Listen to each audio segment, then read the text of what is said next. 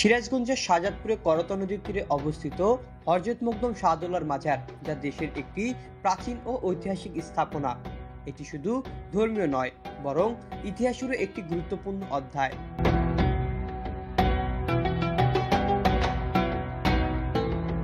প্রতিদিন অসংখ্য ধর্মপ্রাণ মানুষের আগমনের কেন্দ্রবিন্দু হয়ে দাঁড়িয়েছে মাজারটি।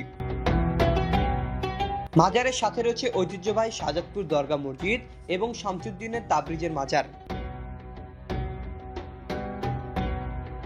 যা পুরো এলাকাকে একটি আধ্যাত্মিক ও ঐতিহ্যবাহী স্থান হিসেবে সুপরিচিত করেছে। প্রাচীন মসজিদ ও মাজারকে ঘিরে স্থানীয় জনগণের মধ্যে রয়েছে গভীর শ্রদ্ধা ও বিশ্বাস।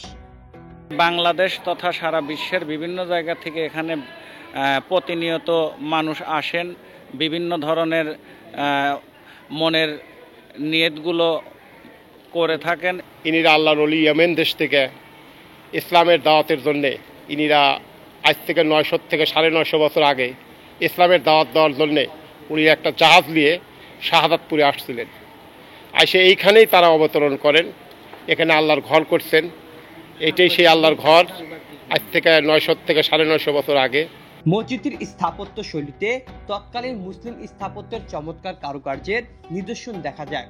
এর গম্বুজ, খিলান এবং দেওয়ালে পিতলের কারুকাজ মসজিদটিকে অনন্য করে তুলেছে।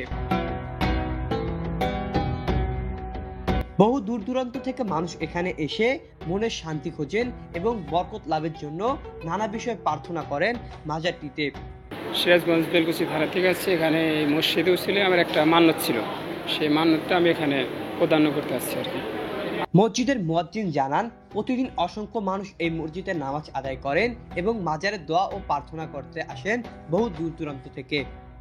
আমাদের এখানে মুসলমান, হিন্দু সবাই এখানে আসে, সব ধর্মের লোকই এখানে আসে, শুধু মখদুম সাহেবের কাছে তেনার রুহানি দোয়া নেওয়ার জন্য এখানে আসে।